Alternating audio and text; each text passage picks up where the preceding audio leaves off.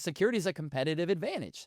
So being able to go to your customer and say, here are our core values. Here's what we stand for as a company.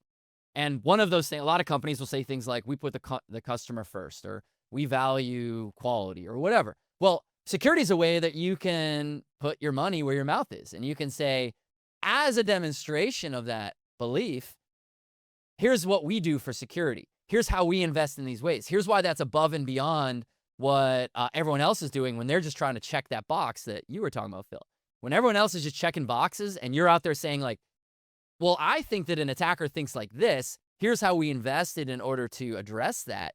And here's why we're more secure as a result. That's really, really powerful, because for anyone who's ever been through the process of procurement, of trying to sell something to a large company, this is one of the questions that they're going to ask. They're going to ask about security.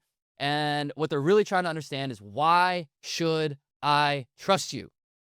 And if you can answer that question with the way that you've invested in security, it's going to simplify that procurement process. It's going to lead to sales faster, maybe lead to better sales. It might lead to sales that you otherwise wouldn't close.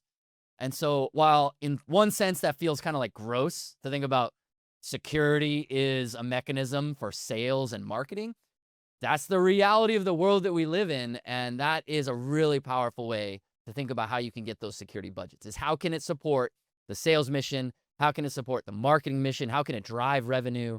And if you're listening to this piece of advice and you find yourself saying it doesn't, then you haven't thought about it closely enough.